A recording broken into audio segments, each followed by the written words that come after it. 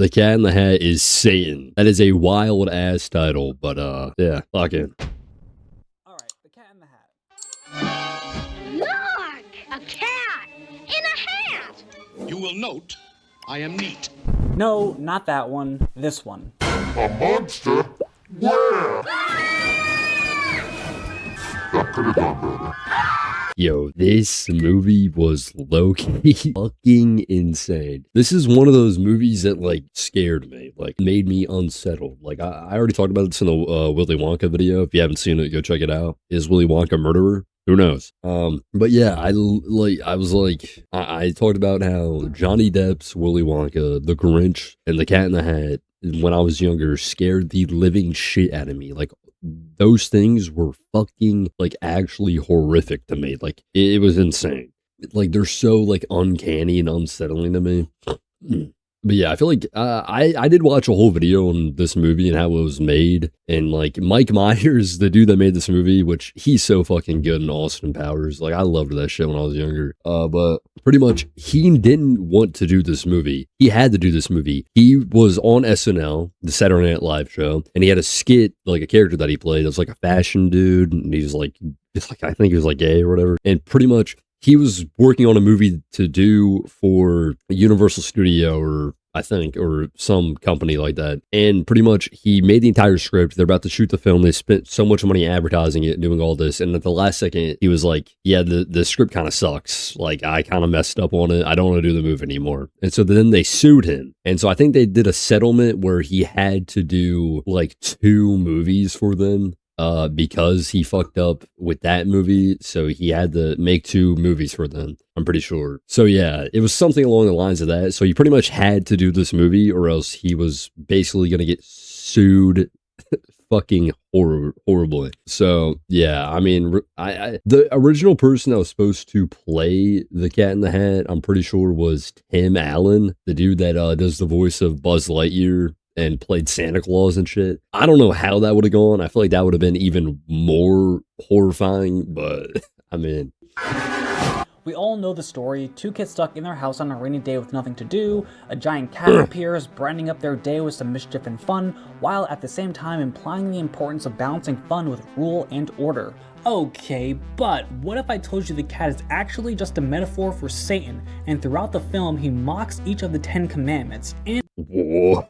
Okay, this is already a crazy conspiracy theory, but I can already see it. I mean, literally, just look at this dude. I mean, by doing this, he's able to slowly push the 2 main characters, Sally and Conrad, towards a life engulfed in sin, eventually suggesting that they resort to cannibalism in the last act of the film in order to cover up we're throwing the craziest things just out of nowhere. Cannibalism, the devil, breaking the 6 amendments, or whatever the fuck he said.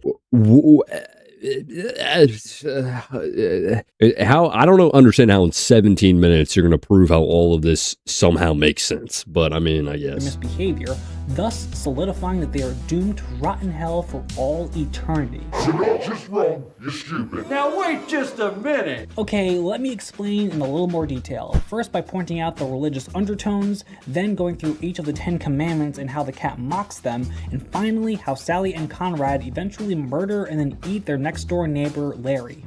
So without further ado, let's analyze. It might just be me, but I don't think I remember the part where they eat their fucking neighbor. You know, it's been a minute since I've seen it, but I don't really recall that part. Analyze the terrifying religious themes hidden in 2003's The Cat in the Hat. Maestro! So right away we're told the story takes place in a valley between 2 hills in a city called Anvil. The mentioning of the valley could be a subtle nod to Psalm 23:4 from the Bible, stating, "Even though I walk through the valley of the shadow of death, I will fear no evil, for Let him cook. Let him cook. you are with me." Blah, blah, blah, blah. So right away we can assume that this movie is taking place in the valley of the shadow of death. Next, we meet the mother of the 2 main characters.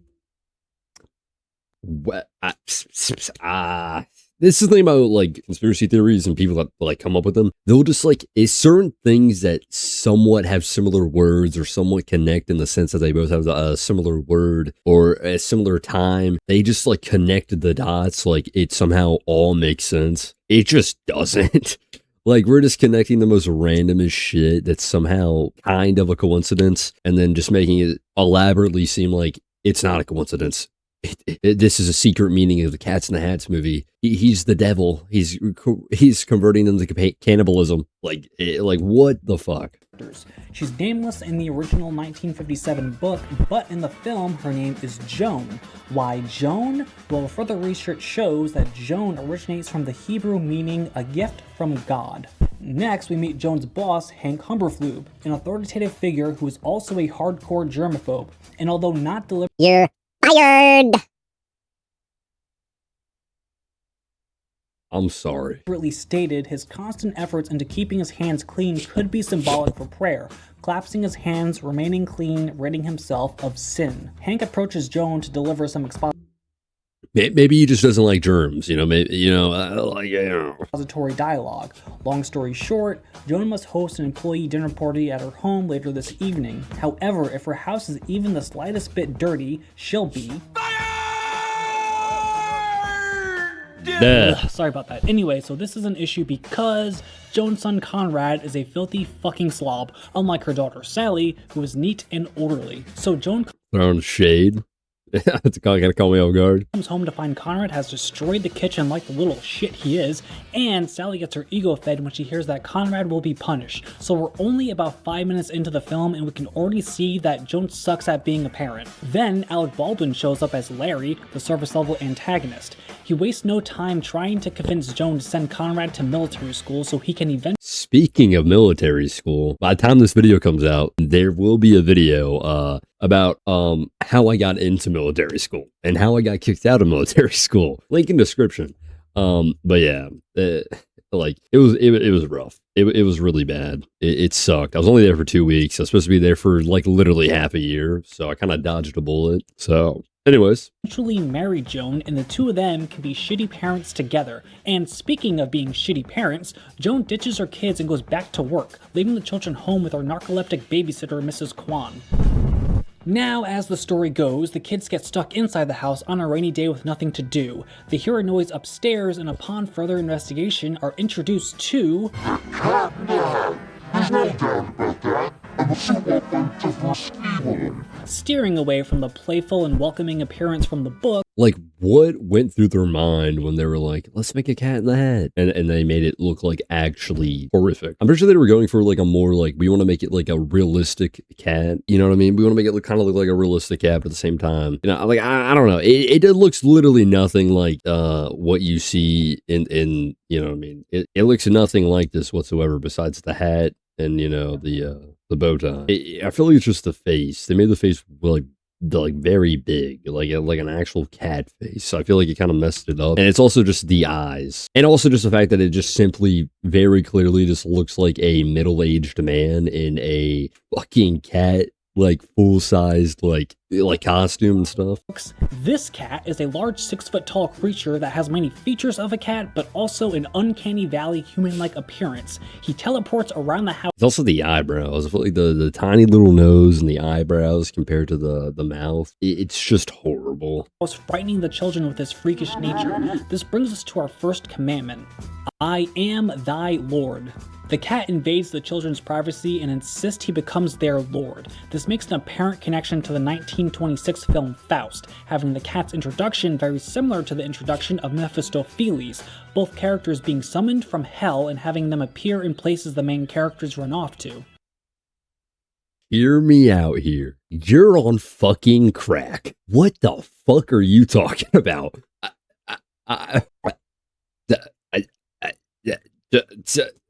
These introductions look nothing alike. And we haven't even, glossed over the fact, that he just came from hell. We're not even talking about it. Like, I have no idea what to say. Number 2, thou shalt not have any strange gods before me. In order to truly be their great lord, the cat must do away with any other authoritative figures in their lives. He does this by stealing away a photo of their mother, hiding Miss Kwan away in a closet, and then insults the fish before breaking out into a song and dance to further lure the children onto a path of sin. What the fuck am I watching? This reminds me of, there's a very old Joe Bart video from like 4 years ago when he Like, it's called like Angry Birds Conspiracy Theory or something. Check that video out. There's in that video he relates Angry Birds to the Holocaust, I'm pretty sure. And then he also relates Pitch Perfect to 9/11. And it's the funniest shit I've ever seen in my life. But yeah, this is a very far stretch. 3, thou shalt not take thy Lord's name in vain. Alright, follow me folks. So Sean Hayes, the actor playing Hank Humberflube, also does the voice of the fish. I Oh shit, I didn't even know that. They actually do sound alike. believe this is a deliberate choice, seeing as Hank Humberflube is a highly authoritative figure who could be obsessed with prayer and invoking prayer onto others. He just doesn't like germs, bro. He's germ phobic, bro. Like, this is, you know what I mean? That's not like, yeah, like we're Christian and like, I don't get it, bro. As is the fish with the children competing with the cat as the voice of reason and trying to keep them free of the cat's sinful ways. So, being the cat's opposite, the fish is probably the closest figure to a holy god that we get in the film, and therefore the cat's biggest threat.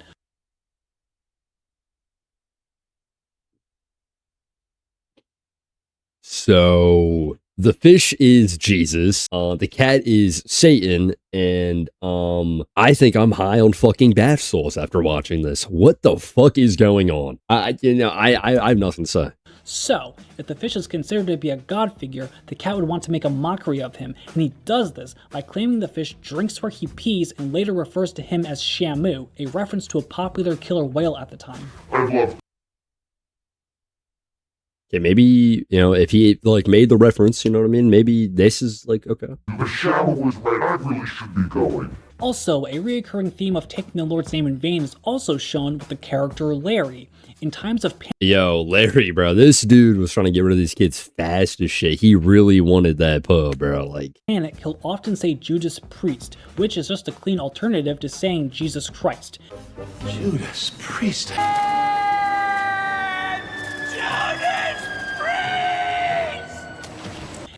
he might be onto something here. Let him cook. It's possible they filmed Alec Baldwin scenes with him actually saying Jesus Christ, but had ADR him saying something cleaner. Academy is a. Sorry. Sorry. Is sorry. Hi-ya! You hear me, you fucking faggots? That did I don't know if I heard that right. We're just gonna keep going. We're just gonna gloss over that, you know. It's also important to note that after this mockery of the third commandment, the cat has the children sign a contract. This is an obvious metaphor for the children signing a deal with the devil. We're just saying shit just to say shit, bro. And here, and here. Marriage! It's also important to point out that there are 3 lawyers that suddenly appear behind the cat. This could be a reference to Dante's Inferno, where in the 9th circle of hell where Satan resides, he has 3 mouths that are chewing on 3 souls. Number 4, remember to He's just blasting through conspiracy theories left, right, and fucking center, and every single one of them is the most outrageous thing I've ever heard in my entire life. Like, what do I even say to this? Oh yeah, the 3 mounts of hell. Yeah, this is pretty accurate. You know what I mean? There's 3 of them behind him, 3 mouths of Inferno, Satan, and fucking devil worship and shit. What the fuck do I say? Like, I don't get it. Ugh. keep holy thy Sabbath day. In the film, if there was any holy Sabbath, it would be the eventual party Joan must throw for Hank Humberflube, and Joan explicitly states that the children are not to enter the living room for any reason, keeping it holy. However, the cat tries luring the children into the living room to jump on the couch. Conrad immediately rushes over like the little shit he is and disrespects the Yo, we are just hating on Conrad, bro. Like, you do not like this motherfucker, bro. eventual Sabbath by jumping on the couch with with Satan. Sally is resistant, hearing the fish tell her that fun is beneath her, assuming she has already ascended to a higher archetype than Conrad as a more mature person. But upon the cat throwing the fish away, leaving nothing between her and Satan, Sally can't resist giving in to sin and disrespecting the holy day. It's at this point where the cat is now successfully turning the children evil. Holy day. It's at this point where the cat is now successfully turning the children evil. And just to throw in a little Catholic reference, after Larry barges into the house unexpectedly, he grabs a loaf of bread and some beer, a possible modern day reference to the Last Supper, with the bread being the body of Christ and the beer substituted for wine, resembling the blood of Christ. And What the fuck do I say, bro? And since Larry's motives conflict with the cat's, it could be suggested that Larry is the saint that could free the children of the cat's sinful ways. If you're gonna lean on your left leg, I'm gonna smack you. Cross to that mark, or I'll smack you. Number 5. Honor thy father and mother. This is made a mockery when the cat takes the dress Joan planned on wearing that night and uses it to clean up the cupcake mess he just created. This infuriates the children, resulting in the cat to bring help from Thing 1 and Thing 2, iconic characters from the book. And staying true to the book while still holding on to themes of religion, the crate and clothing of the things are blood red, a possible symbol for them residing in and coming from hell. Yeah, Thing 1 and Thing 2 are demons. Yes. But you know why? Because they wear red. That's all you're fucking saying, basically. It's also undeniable that the things look like a cross between Cabbage Patch Kids absent of any soul and the first Nightmare Baby experiences. Number 6. Thou shalt not kill. Upon Nevin's running away, the cat has a hard time hiding the fact that he's desperately itching to murder somebody. There is a third option. There is? Murder. Before making an attempt to bash in the brains of a small child attending a birthday party, he insists that they destroy the dog after. Yeah, okay, yeah, maybe I feel like, this could just be you saying that he's just a murderer. Like, that'd be a lot better video than saying he's Satan. But, well, I mean, I did click on this video because, I'm curious on why the Cat in the Hat is Satan, so. Let's capture it. All right, Nevins. Time to die. This was also hinted at earlier when the cat was making death threats while baking cupcakes. Did you just call my mother ugly? Shut up. I mean it. I will end you. Number 7. The movie does suck, but, it is still, I feel like even now it'd still be kind of an enjoyable watch because it just looks horrible. So, I mean. 7. Thou shalt not commit adultery. A tricky commandment to acknowledge in a children's film, there is a brief moment when the cat mentions a dirty hoe and how he still loves it. I'm sorry, baby. I love you.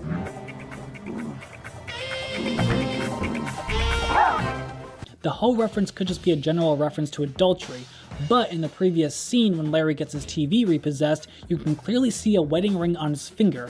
This is a contradiction, since earlier he expressed his ambitions to marry Joan. So it's possible that Larry has a wife that we aren't shown and he plans on committing adultery with Joan. Number 8. Thou shalt Okay. not. That was a decent one, I guess. Decent point. Don't see how this still relates to him being fucking Satan, but. Deal. After Larry captures Nevins, the cat suggests they steal the dog back from him. The children agree and the plan is a success. However, Larry quickly realizes he was swindled and rushes after the cat and children. This brings us to a scene that deliberately highlights the satanic themes in the film. They all rush into a phone booth that leads to an underground party. This scene feels very out of place from the rest of the film and another reason why I think it was so poorly received. But I think it's obvious that this rave happening underground is one of the circles of hell, full of people the cat had previously visited and turned towards a life of sin in various ways. We can assume this.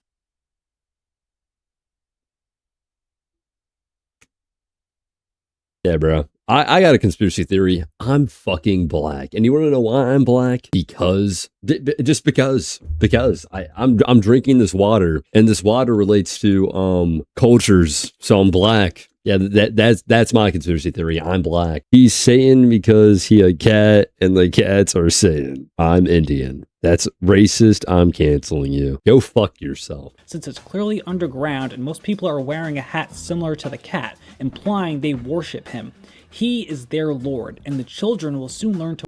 Why are they wearing hats that are like his, though?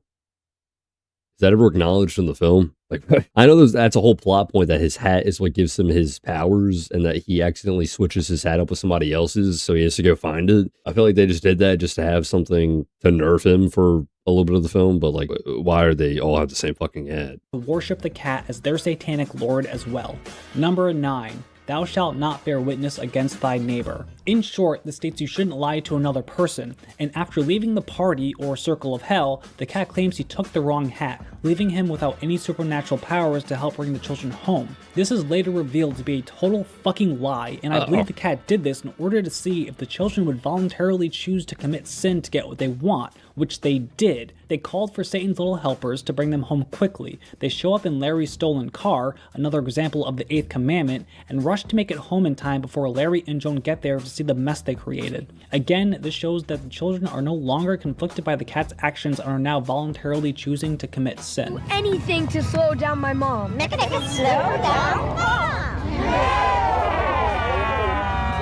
Number 10, thou shalt not covet. This can be read as a warning to not have any negative or sinful thoughts, which the cat claims to have had when he admits to planning the entire day of turning the children evil and destroying their house. Yep, I planned the whole day.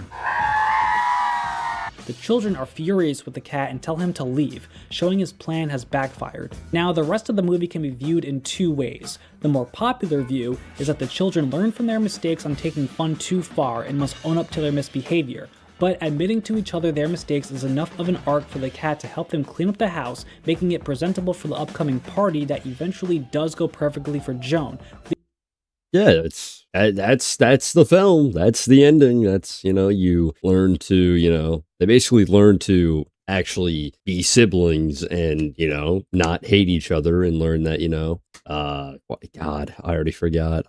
They learn, to be nice to each other, I guess, and learn to accept things and not just try to blame everything on each other and to just, not be pieces of shit. So, but I don't know. Apparently, they're being sinful, and I don't know. They're probably turns out they're gonna be fucking Indian or some shit. I at this point. Leaving the family grown and happy with their lives. Or, once the cat leaves, it's clear the children have hit rock bottom. They're in more trouble now than they've ever been in before, and know what they did wrong. When all hope is lost, the cat emerges once again and claims they can play one last game. So there's just one last game to play. It's called Clean Up the House, kids. Or, in other words, cover up your wrongs and lie to your fucking mother.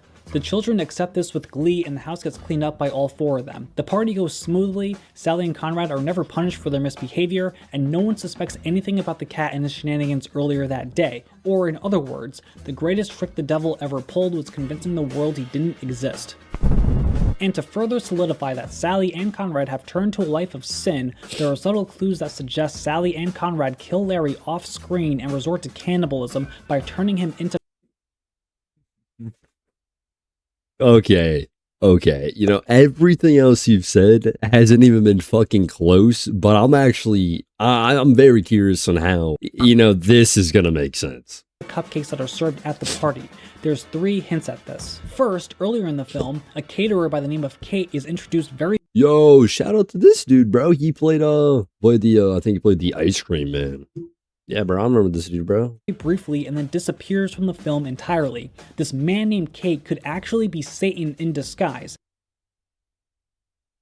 allowing Joan to welcome him into her house, and then he may have hid in a closet and shapeshifted out of Kate and into the cat in order to appear more fun for the children.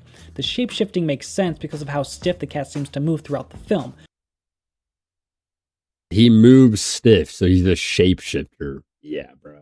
Yeah, Suggesting Satan isn't used to appearing like a giant cat man.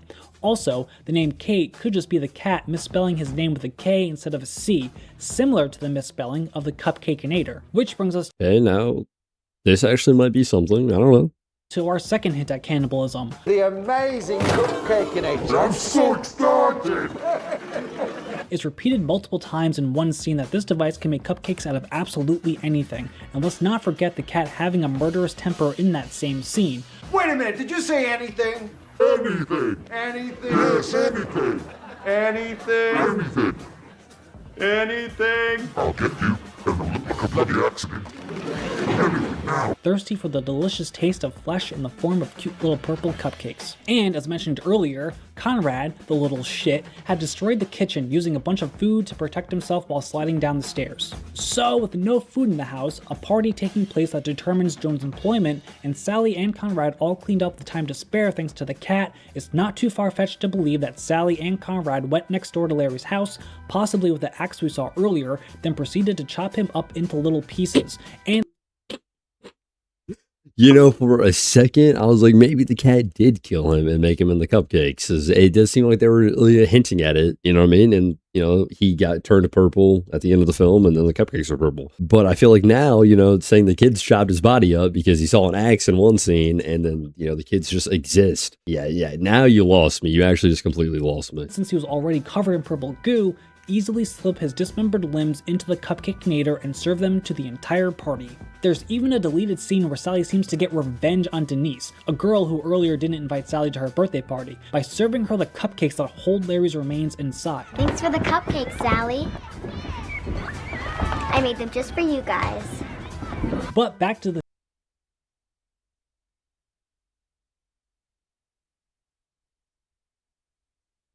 I thought this was going to be the one that I could not believe out of any of them, but I actually, after seeing that scene, shit, I feel like that's the actually only one that could actually make any sense at all. Holy shit. I don't know. I literally don't know. theatrical cut of the film, in the last few moments we're shown Joan, Sally, and Conrad jumping on the couch together. This can be viewed as a callback to the fourth commandment, now showing the whole family disrespecting the Sabbath day. They have all turned towards a life of sin, covering up their misbehaviors and literally eating anyone who gets in their way. They also appear very gleeful about this, celebrating their sins, and it could easily be assumed that they will move on from partying in the living room to partying at the underground rave where the rest of the unfortunate souls who have turned to a life of sin reside, doomed to be prisoners of the Cat in the Hat for all eternity. Maybe, or maybe it's really just the story of a giant cat and two kids, who knows? Real talk though, I'm surprised this movie is on IMDb's... Like, I don't even know what to say, bro. Like, you're telling me, wait, Beverly Hills Chihuahua is in the top 100 worst movies? That was fucking peak when I was like 4. What the fuck? Is it great? Ugh, no! But is it really that terrible? I mean, if you grew up really attached to the Cat in the Hat when you were younger, I could see how this is kind of a bastardization of the character. I mean, there's something really just dirty about him.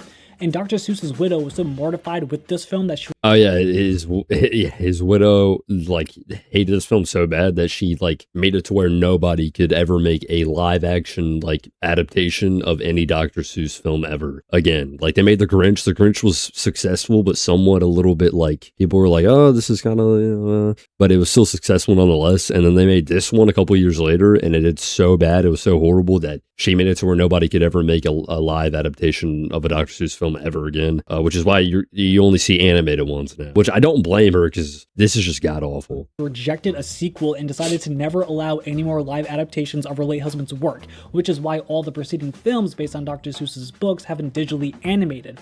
Which, honestly, I get, but it's kind of a bummer. Maybe these stories do work better as CGI. However, can you imagine seeing Danny DeVito in a Lorax costume?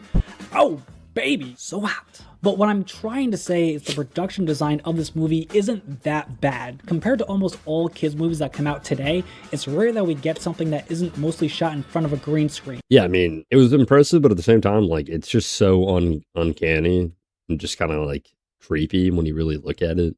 This movie built some pretty large sets as well as having a lot of attention to detail for things that are barely in the movie, and for that, I can appreciate it. Sure, some of the CGI doesn't hold up and not all the jokes land, and the things truly do look like they came out of a baby's fucking nightmare, but as a semi-contained, colorful, humorous kids movie to maybe pop on a rainy day, not terrible. Personally, I was close to the target demographic when the movie came out, and I remember kind of enjoying it through my non-analytical, stupid, dumb child eyes. Do I enjoy it now as an adult? Ugh, no! But it is vaguely nostalgic, and although I can acknowledge that it's probably the worst Dr. Seuss adaptations, I can't say it's a Yeah. bad movie. It's not that bad. It's okay. No, actually, no. The 2018 Grinch, I didn't even see it. Just doesn't look good. It's alright. It could be worse.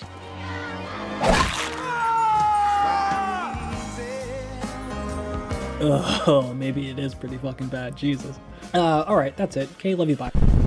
No, not a bad. Well, actually, I can't. It's definitely fucking absurd. Yeah, like I don't agree with any of it, but that was fucking holy shit. Only 21,000 views 6 years ago? Holy, he only has 200 subs. Holy shit, I have more subscribers than this dude. Yo, no way. I actually feel like shit. This video is absurd, but it's so good. Oh my god, yeah, give this a like, bro. And go subscribe to this dude, bro. There's just no way. Do I think his takes are fucking absurd? 100%. Definitely. Yeah, still a good video though. I mean, yeah, it was good. That's pretty much it.